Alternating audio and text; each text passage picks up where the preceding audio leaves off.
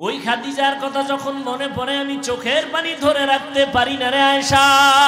দীর্ঘ 40টা বছর আমি হেরা পাহাড়ে যাইয়া যাইয়া আল্লাহর ধ্যান করতাম, আর এই খাদিজা মহিলা মানুষ হেরা পাহাড়ের উপরে উঠা নিচে নাইমা আমার জন্য নাস্তা পৌঁছায় দিত।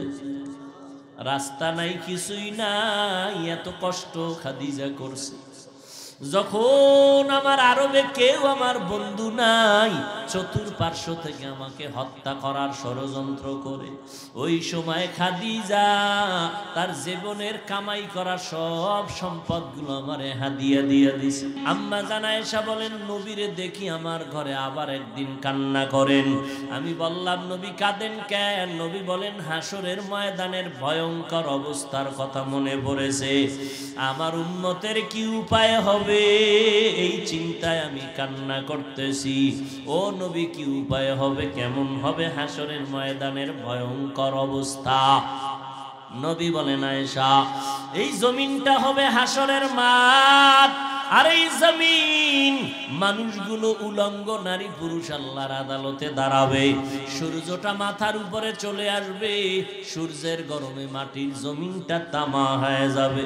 অন্যদিকে জাহান্নামের আওয়াজ, জাহান্নামের আওয়াজে হাসরের ময়দানটা থরথর করে কেঁপে উঠবে।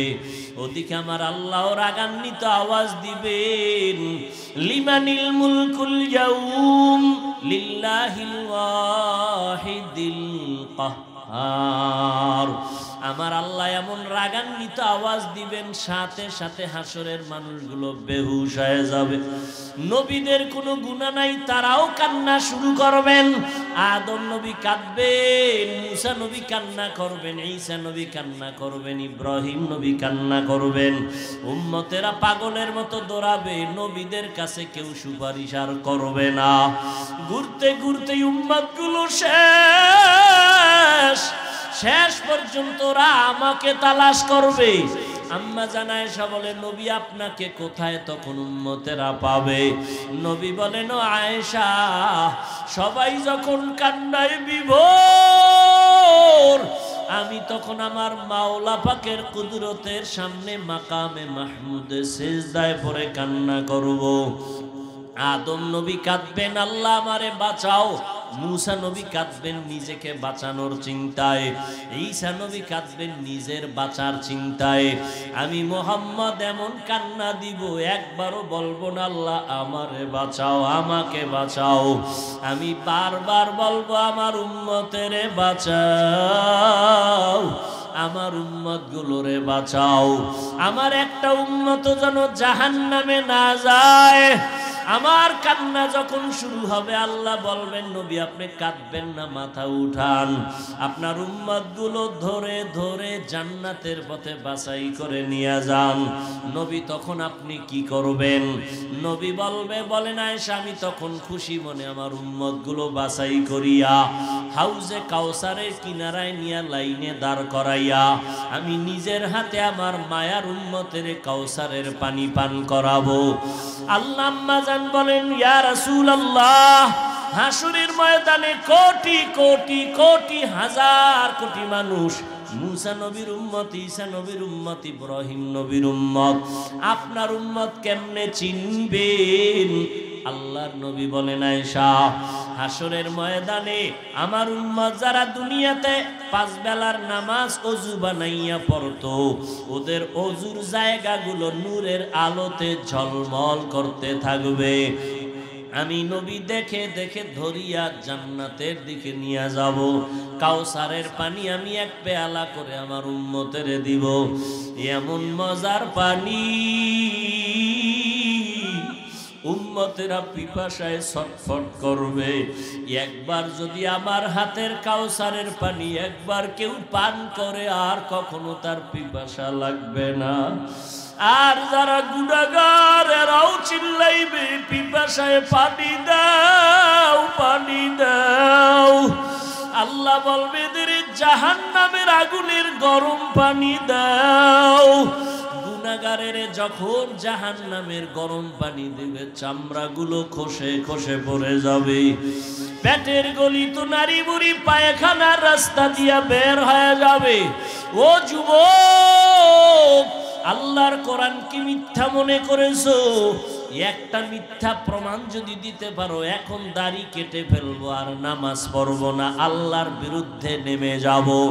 কিন্তু ১৫০০ বছর পর্যন্ত একটা ভুল কেউ কোরআনে বের করতে পারে নাই, আর কিয়ামতের আগে পারবেও না।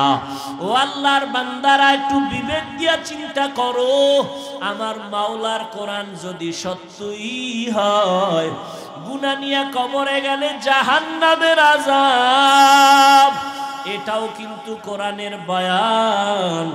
নেক আমলওয়ালাদের জন্য জান্নাত শান্তির জায়গা, এটাও কোরআনের বয়ান। ইন্নাল আবরারা লাফি নাঈম ওয়া ইন্নাল ফুজ্জারা লাফি, নেক আমলওয়ালার জন্য শান্তির জান্নাত, গুনাহ যারা করবে তাদের জন্য জাহান্নাম। ও যুবক বাবারা, বৃদ্ধ বাবাজিরা, পর্দার আড়ালের মা বোনেরা, আমরা যারা নবীর তরিকা মানিয়া চলি, কই আমাদের সম্মান কমে নাই, না খাইয়া মরি নাই। আল্লাহর শুকর, দুনিয়ার সব লাইনের মানুষ আমাদের মহব্বত করে, সম্মান করে। ও যুবক বাবা, তুমি ডাক্তার হও, ইঞ্জিনিয়ার হও, যাই হও না কেন, নামাজ ছাড়িও না, মা বাবার সাথে বেয়াদবি করিও না। দুনিয়ার গরম সহ্য করা যায় না, গুনাহ নিয়ে গেলে জাহান্নামের গরম কেমনে সহ্য করবা? এখনো সময় আছে, তওবা করে নাও। আদের কুদরত দারি বার কামাল, আন্তা রব্বি আন্তা হাসবি জুল জালাল, তুহি কাদের জলিলুল্লাহ জাহাদার, বহর হালে তুহি মেরা নেগাহদার। এরে আল্লাহর বান্দারা, রহমতের নবী এই জায়গায় আসছেন, চূড়ান্ত খারাপ মানুষ। খাগড়াছড়ি এলাকার মধ্যে এরকম কোন চরিত্রহীন মানুষের আড্ডা কোন জায়গায় আসেনি? নাই? এলাকার হুজুরেরা সব এক হয়ে গেছে, এটারে দূর করা দরকার। কেমনে? বড় হুজুর কয় কেউ যাওয়া যাবে না, ওই লাইনের কিছু হাফ মেন্টাল আছে, ওরাও ওদের মতো বেরিয়ে নেয়। এলাকার থেকে ওদের ডাকো, ডাইকা কয় তোমরা আগে একটু খবর নাও, ওখানের কি হালাত। হুজুর আপনি যান, কয় না, পরিবেশ আগে তৈরি করো, আমি হুজুর গেলে সবাই বলবে হুজুর কেন জায়গায় গেছে। ওই লাইনের যারা একটু আছে, এগো আগে পাঠাও, পরিবেশ তৈরি হলে হুজুর যাবে। কথা ঠিক না? আপনারাও বলবেন হুজুর ইয়া বেশ্যা পাড়ায় গেল কেন? অথচ পৃথিবীর নিকৃষ্ট চরিত্রহীন খারাপ মানুষ, যুবক যুবতীদের বিয়ার সিস্টেম নাই, যেখানে সেখানে যৌবনের আদান প্রদান করে, জন্ম হয় বাচ্চা, বাচ্চা হওয়ার পরে ওই বাচ্চার মা বাচ্চা কোলে নিয়ে জীবনে বাচ্চা হওয়া পর্যন্ত যতজনের সাথে আকাম করছে, জিনা করছে, সবটিরে দাওয়াত দেয়, দাওয়াত দিয়া লাইনে দাঁড় করাইয়া ওই মেয়েটা যদি বলে এই বাচ্চার বাবা এই ছেলে 20 জনের ভিতরে এইজন, ওদিন থেকে হইল এই ছেলে এই বাচ্চার বাপ। কে কইতইব? বাচ্চার মা কইলইব যে হ্যাঁ এইটা এর বাপ। কতটা খারাপ! আমগো বর্তমান অবস্থাটা কম খারাপ না। বাবা তার আপন মেয়েটারে হোটেলের মধ্যে ঢুকাইয়া কয় আজকের রাতের জন্য তুই আমার কাছে স্ত্রীর মতো। নাউজুবিল্লাহ আসে না? আমার সোনার বাংলার তাজা খবর, কোন দেশে আসরে মুসলমান মা বাবা সন্তানের জবাই করে, সন্তান মা বাবাকে জবাই করে। এখন তো জবাই করাটা কেমন যেন হাতের ময়লার মতো হয়ে গেছে। কুত্তা মারলে কষ্ট লাগে, মানুষ জবাই দিতে কষ্ট পায় না। আহ, কোন দুনিয়ায় আইলাম! আল্লাহ হেদায়াত দান করুন। দেখছেন এত খারাপ, এত খারাপ মানুষের মাঝে পাঠাইছেন কারে? পৃথিবীর শ্রেষ্ঠ নবীরে পাঠাইছেন, যার কোনো তুলনা। যেই নবীর চেহারা দেখলে পেটের ক্ষুধা থাকে না, যে নবীর কদম যেখানে দেয় সেখান থেকে দীর্ঘ বছর মেশকের ঘ্রাণ, যেই নবীর ঘাম থেকে মেশকের ঘ্রাণ, সেই নবীকে একটা নাপাক জায়গায় পাঠাইলেন, নাপাক মানুষের মধ্যখানে আসলো পৃথিবীর ফুটন্ত গোলাপ। আল্লাহর সিস্টেমটা কেমন চিন্তা করেন। রহমতের নবী আসছেন, আইসা আস্তে আস্তে বড় হইয়া দেখে অমুক খারাপ, যে না চলে, বেবিচার চলে ওপেন। নবী সিসি কইয়া তারাইয়া দেয় না, তাদের সাথে হাসি মুখে কথা কয়, কাছে টানে, আপন বানায়।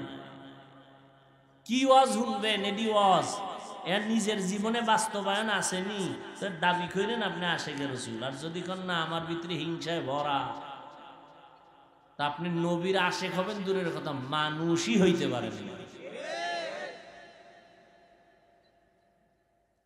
রহমতের নবী কাছে টানেন, নবীর ব্যবহারে পুরা মক্কার চরিত্রহীন মানুষগুলো এখন এতটাই ভক্ত হয়ে গেল। যদিও নবীরে মুরব্বী মানে না, কিন্তু আমানতের টাকা গোপনে নবীর হাতে রাখে, মুহাম্মদের থেকে খেয়ানত হবে না। ওদিকে নবীর মা নাই, কেমন আল্লাহ পরীক্ষায় ফালাইছেন, আইসা আব্বা বলিয়া ডাক দিতে পারেন নাই আমার নবী। যেই নবী দোয়া করলে উহুদ পাহাড় স্বর্ণ হয়ে যায়, সেই নবী কত কষ্ট করছে জীবনে। মায়ার নবী এত কষ্ট করেছেন। রহমতের নবী আমার 40টা বছর পর্যন্ত কোনোদিন কাউকে বলে নাই নামাজ পড়ো, কালেমা পড়ো, জিকির করো, তেলাওয়াত করো। বুঝেন, প্রত্যেকটা পয়েন্টে পয়েন্টে বয়ান, উপদেশ। আপনি রাস্তায় একজনের পাইছেন, হ্যাঁ, চিনেন নাই, লোকটার বাড়ি কই, সামাইকুম দিয়েই কইলেন, এই মেয়ে আপনার দাড়ি নেই কেন? এরকম পণ্ডিত আছেন না? রসুলের আদর্শ কি আর আপনার আদর্শ কি? লোকটারে আগে সালাম দিবেন, এরপরে পরিচয় নিবেন, মহব্বত তৈরি করবেন। আপনি যে কইলেন আপনি দাড়ি রাখবেন, আপনার কথা মানবে কিনা এটা আগে রেডি করছেন নি? ফাইজলামি করেন, চালাকি করেন না। একটা লোককে বয়ান করার আগে মাহওয়াল তৈরি করতে হবে যে আমার কথাটা মানবে কিনা, সেই অবস্থা তৈরি করতে হবে। এরপরে কেমনে বুঝাই, কত কথা, রাত্র বেশি। ইউসুফ নবীর যখন জেলখানায় নিয়ে গেছে, অন্যায় ভাবে নিছে না? কথা পায় না। দোষ করছে জুলাইখা, চাপায়া দিছে ইউসুফ নবীর উপর, অপবাদ দিয়ে জেলে নিয়ে গেছে। ইউসুফ নবীকে আর কি করা, কষ্ট আছে কপালে। জেলখানায় বইয়া হের সাথে আরো 2 যুবক ঢুকছিল, ওরাও আসামি, বাদশার খাদেম দোনোরা।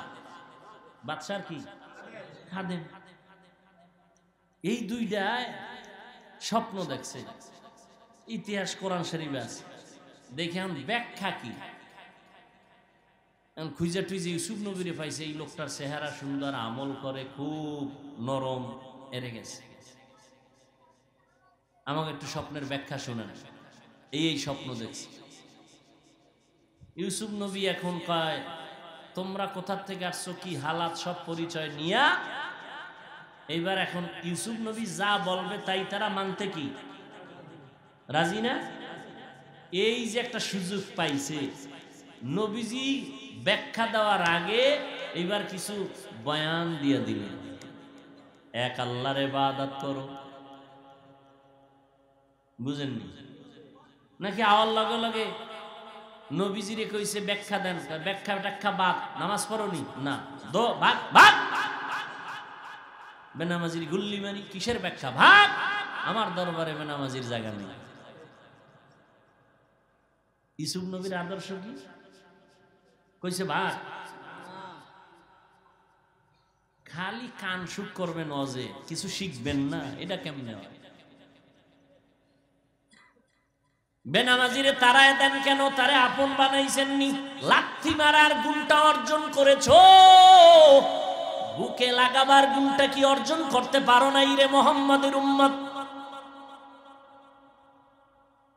বদনাম গাওয়ার গুণটা অর্জন করেছো, প্রশংসা করার কি গুণটা অর্জন করতে পারো নাই? মদিনার আশেক বদনাম গাইতে পারে, প্রশংসা আইয়ে না, মোহাম্মদের আশিক।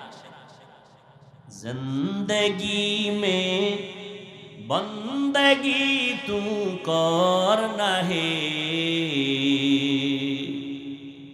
जिंदगी में बंदगी तू करना है,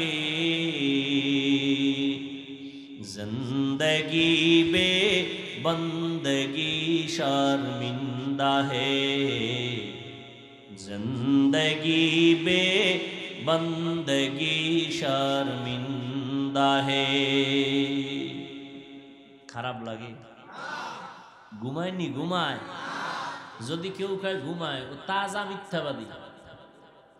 মোবাইল যেদিন থেকে আসছে ওদিন থেকে বাঙালির ঘুম রাতের বেলা জবাই হয়ে গেছে। সারাটা রাত মোবাইল নিয়ে কবিরা গুনাহ করে কাটাইছরে যুবক। 40 বছর পর্যন্ত তোর চেহারা থাকবে গোলাপের মতো ফুটন্ত সুন্দর। আজকে তোর 25 থেকে 27 বছর চেহারাটা কার্টুন কার্টুন ভাব কেন? আলো নাই কেন? উজ্জ্বলতা নাই কেন? মায়া লাগে না কেন চেহারার দিয়ে তাকাইলে? এর একমাত্র কারণ আমার আল্লাহ তোর উপরে বেজার, মা বাবা বেজার, সারা রাত্র মোবাইলে কবিরা গুনাহ করেছো। ঘুমের ঘরে আজরাইল আইনি? তোমার ঘরে যদি আইয়া দেখে তুমি গানের তার কানে লাগাইয়া শুইয়া রইছো। বেঈমানেরে বুঝাইলে একটু কম সময় লাগতো, তুমি মুসলমানের বাচ্চাকে বুঝাইতে কষ্ট হয় কেন? আমার দুনিয়া মে হো দুনিয়া কা তলবগার না হো, बाजार से गुजर हो खरीदार ना हो, ये दुनिया एक मिसल कागज फूल है, ये दुनिया एक मिसल कागज फूल है, जिंदगी में बंदगी तू करना है, जिंदगी में बंदगी तू करना है, जिंदगी बे बंदगी शर्मिंदा है, जिंदगी बे बंदगी शर्मिंदा है। ও যুবক, 1500 বছর আগে নবী কি কইছে জানোনি? বুড়ারা নবীর বিরোধিতা করছে। নবী কয় যুবকেরা আমি মুহাম্মদের উপকার করেছে। যুবকেরা নবীর উপকার করেছে, বুড়ারা বিরোধিতা করেছে। তার মানে কি আপনারা? আর এক বুড়া বেহা হয়ে গেছে, আমরা বিরোধিতা করি নবীর। ওই সময়ের বুড়া আবু জাহাল নবীর দুশমন, বৃদ্ধ আবু লাহাব বুড়া নবীর বন্ধু না দুশমন? ওদিকে যুবক নবীর কলিজা দেয়। 7 বছর 10 বছর 12 বছরের বয়সের হযরতে আলী নবীর হাতটা ধইরা কয়, ও চাচতো ভাই, এখন আমি তোমার ভাই না, নতুন ভাবে ঈমান আইনা এখন হয়ে গেলাম সাহাবী। কয় বছরে? 7, 10, 12। হযরত আলী এখন নবীর সাহাবী। কিছুদিন পরে হবে নবীর জামাতা। নবী বলেন, আলী আমার হাতে হাত লাগায়া দাম বাড়ছে কত জানো? আনা দারুল হিকমা ওয়া আলিউন বাবুহা, আমি মুহাম্মদ হলাম ইলম ও হিকমতের ঘর, আর এই জ্ঞানের বাতির ঘরের একমাত্র দরওয়াজা আমার আলী। কেমন আল্লাহ তাকে দাম দিলেন। হিজরতের রাতে নবীর বিছানায় কে আছে? কে আছে? আলী, আর কেউ নাই। এরে নবীর আশিক যুবকেরা নবীর উপকার করেছে। ও যুবক বাবা, তুমি যদি নবীর সুন্নাত মানো তোমার স্কুল বন্ধ হবে না, কলেজ বন্ধ হবে না, চাকরিও ছাড়তে হবে না, ব্যবসাও বন্ধ করা লাগবে না। মনটারে তৈরি করিয়া নেও, কয়দিন আর যৌবনের বাহাদুরি করবা, কয়দিন আর হায়াতের গ্যারান্টি দিবা। এই রমাজানের ঈদে কত যুবক লাশ হইয়া চলে গেল। এমন একটা দিন নাই যুবকের লাশের খবর নাই, পানির নিচে যুবকের লাশ। তোমাদের এই পাহাড়িয়া অঞ্চলে কত না দুর্ঘটনা ঘটে, আমরা মাঝে মাঝে খবর পাই, ঠিক নি? ওই এক যুবকের জবাই করলো, গোশতগুলো খুইলা খুইলা তারপরে নিয়ে গেল। ও যুবক রে, কয়দিন আর দুনিয়ায় বাজবা?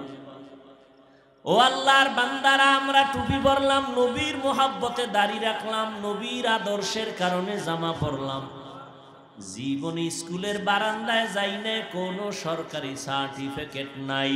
ও যুবকেরা, মাওলা জ্ঞান দিছে, একটু চিন্তা কর, আমাদের সার্টিফিকেট না থাকার কারণে বল আমরা না খাইয়া মরে গেছি, সম্মান কমেছে। মহামারী করোনা, স্কুল বন্ধ, কলেজ বন্ধ, চাকরি বন্ধ, ব্যবসা বন্ধ, সব বন্ধ, রেল বন্ধ, ট্রেন বন্ধ, বাস বন্ধ, ফ্যাক্টরি বন্ধ, সব বন্ধ। তাকাইয়া দেখ, আমার মাওলার কুদরত, একটা কোরআনের মাদ্রাসাও বন্ধ হয় না। তোমরা করোনায় মাস্ক লাগাইছো, ট্রিপল মাস্ক। ছেলে দুইটা শিক্ষিত কুলাঙ্গার। কি কুলাঙ্গার? শিক্ষিত কুলাঙ্গার। করোনায় বাবা মারা গেছে, টাকা দিয়া গরিবের কয় বাবার লাশটা রাস্তার পাশে ফালাইয়া দিয়া সরাতে। গরিবেরা লাশটা রাস্তার পাশে যখন ফালাইয়া গেল, ছেলেরা দরওয়াজা জানালা লক করে ঘুমায় গেল। জানালা খুইলে একদিন দেখলো না বাবা লাশটা কি কুত্তায় খাইলো নাকি কেউ জানাজা ভরাইলো। ও যুবকেরা, ইতিহাস ভুলিয়া যাইও না। আমার দেশের এই শত শত করোনার লাশ, আমার দেশের কিছু পুলিশ ভাইরা আর সিংহবাগ টুপিওয়ালা ওলামায়ে কেরাম এই লাশগুলো কাদের মধ্যে নিছে, গোসল করাইয়া, কাফন পরাইয়া, জানাজা ভরাইয়া এগুলোরে কবরে দাফন করছে। একজন হুজুরেও করোনায় মরে না। ইহুদি বেঈমান সহ সারা দুনিয়ার বিধর্মীরা চায় কোরআনের আওয়াজ বন্ধ হয়ে যাক, কম তুফান আসে না ইসলামের উপরে। আমার নবীর উপরে কেমন তুফান! আমার নবী এত দামি নবী, এরপরও নবীরে খানা দেয় না, শিয়া আবু তালিবে গৃহবন্দী করেছে। আমার নবীরে পানিও দেয় না, পানির লাইন বন্ধ, খানার লাইন বন্ধ।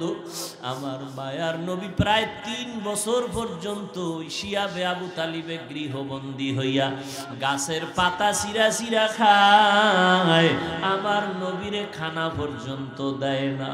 ওই সময় নবীর দুঃখের সাথী ছিল আম্মা জান খাদিজা রাদিয়াল্লাহু আনহা। আরবের বড় ধনাঢ্য নারী, অনেক সুন্দরী, অনেক টাকার মালিক। তার উপরে কারো কোনো স্কাল নাই, কারো কোনো চাপ নাই, কিন্তু রহমতের নবী পাহাড়ের পাদদেশে গাছের পাতা চিরা চিরা খায়, রে খানা দেয় না। আম্মা জান খাদিজাও গিয়া আমার নবীর মোহাব্বতে তিনিও পাশে বৈশা বৈশা দিন রাত্র কাটায় আর গাছের পাতা খায় আর কয়, আল্লাহ, আমার টাকা পয়সা থাকার পরেও আমি তোমার হাবিবের মায়া ভুলি নাই। ও আল্লাহ, তুমিও আমারে ভুলিও না। এই জন্য আম্মা জান আয়েশা বলেন, আম্মা জান আয়েশা বলেন, আমি মাঝে মাঝে দেখতাম আমার মায়ার নবী আমার হুজরার মধ্যে বসে মাঝে মাঝে নবী গুনগুন করে কান্না করতে। আমি ভয় পাইয়া যাইতাম, আমি বলতাম, নবী আপনি কেন কাঁদেন? আমি আয়েশা বেয়াদবি করছি নাকি? নবী বলে, আয়েশা তুমি বেয়াদবি করবা কেন? বলেন, ইয়া রাসূলুল্লাহ, আমার বয়স অনেক কম, 6 বছর বয়সে আপনার সাথে আমার বিয়া হয়েছে। কয় বছর? চিন্তা করেন কিছু। 6 বছর বয়সে নবীর সাথে বিয়া কার সাথে? এই যুবকেরা লেখ বয়ে বয়ে লেখ, মাস্তানি তো করো, নাস্তিকদের সামনে যেন দাঁড়াইতে পারে ডি লেখ। আম্মা জান আয়েশার সাথে নবীর বিবিদের মধ্যে একমাত্র কুমারী বিবিকে আয়েশা। কয় বছর বয়সে বিয়ে হয়েছে? জুতার বাড়ি দিয়া জিজ্ঞাসা করা দরকার ওই বেঈমানের বাচ্চাগুলোকে যারা রসুলের উপরে যৌবনের অপবাদ দেয়। এবার রসুলের যৌবনের তাড়নায় যদি বিয়ে করে তাহলে 6 বছর মাইয়া কি বিয়ে করছে রসুল? বেঈমান কোথাকার। 6 বছরের মেয়ের সাথে বিয়ে হয়, এটা যৌবনের কারণে? এটা যৌবনের কারণে? কথা বলো। কুলাঙ্গারের বাচ্চাগুলো, নাস্তিক বেঈমানগুলো আমার রসুলের বিবাহ নিয়ে এরপরে কলম ধরে। নবী বলে যৌবনের তাড়নায় বিয়ে করছে। রসুলের বিবিদের মধ্যে একমাত্র কুমারীকে, তার সাথে বিয়ে হয়েছে কয় বছর? আম্মা জানের বয়স কত? 6 বছরের মেয়ে বিয়ে করে যৌবনের কারণে? জুতার বাড়ি দিয়া সাইজ করা দরকার এই বেয়াদবের গোষ্ঠীকে। আম্মা জান আয়েশা বলেন, ইয়া রাসূলুল্লাহ 6 বছর বয়সে আপনার সাথে আমার বিয়া হলো। খেয়াল করো যুবকেরা, লেখা রাখো, একটু লেখো। আচ্ছা যদি নাই লিখতে পারো একটু খেয়াল করো, আর বাকি গুগলে গিয়া সার্চ দিও, পাওয়া। সারা রাত্র আকামি করলি জীবন বল, মোবাইলটা লই, আজকে কিছু ভালো কাজ করিস। আম্মা জান আয়েশা বলেন 9 বছর, 6 বছরে বিয়া, 9 বছরে আমি আপনার ঘরে আসছি। কয় বছর? আমাদের দেশে 9 বছরের মেয়েরা কি বালেগা হয়? নবীজি কিন্তু আম্মা জান বলেন আমি 9 বছরে আপনার ঘরে আসছি। 18 বছর যখন আম্মা জানের বয়স, নবী তখন চলে গেলেন দুনিয়া ছেড়ে। এই যৌবনের তাড়না না? আমগো দেশের বোনদের তো 18 বছরে বিয়েই হয় না, কি? আর আম্মা জানের 18 বছর যখন, তখন নবী বিদায় হয়ে চলে গেছে। তাহলে নবীজির ঘর করছেন কয় বছর? আম্মা জান 9 বছর বয়সে নবীর ঘরে আছেন, 18 বছর বয়সে নবী চলে গেছেন। নবীজির ঘরে ছিলেন কয় বছর? এটা যৌবনের তাড়না। আম্মা জান আয়েশা বলেন আমার বয়স কম, ভয় লাগে না জানি কোনো বেয়াদবিমূলক আচরণ হয়েছে, আপনি কাঁদেন। নবী বলেন না রে আয়েশা, এজন্য কাঁদি না। তো নবী কেন কাঁদেন? নবী বলেন আমার দুঃখের জিন্দেগি তুমি পাও নাই, আমার একটা কষ্টের জীবন ছিল। আমি মা বইলা কাউকে ডাক দিয়া পাই নাই, আব্বা বলে ডাক দিতে পারি নাই। আমার এই কষ্টের সময় আমার একজন আপন বন্ধু ছিল, আমার আপন বান্ধবী ছিল, আমার বিবি খাদিজা। ওই খাদিজার কথা যখন মনে পড়ে আমি চোখের পানি ধরে রাখতে পারি না রে আয়েশা। দীর্ঘ 40টা বছর আমি হেরা পাহাড়ে যাইয়া যাইয়া আল্লাহর ধ্যান করতাম, আর এই খাদিজা মহিলা মানুষ হেরা পাহাড়ের উপরে উঠা নিচে নাইমা আমার জন্য নাস্তা পৌঁছায় দিত। রাস্তা নাই, কিছুই নাই, এত কষ্ট খাদিজা করছে। যখন আমার আরবে কেউ আমার বন্ধু নাই, চতুর্পার্শ্ব থেকে আমাকে হত্যা করার ষড়যন্ত্র করে, ওই সময় খাদিজা তার জীবনের কামাই করা সব সম্পদগুলো আমারে হাদিয়া দিয়ে দিছে। অতএব আমি আয়েশার, ও আয়েশা যখন খাদিজার কথা মনে পড়ে চোখের পানি ধরে রাখতে পারি না।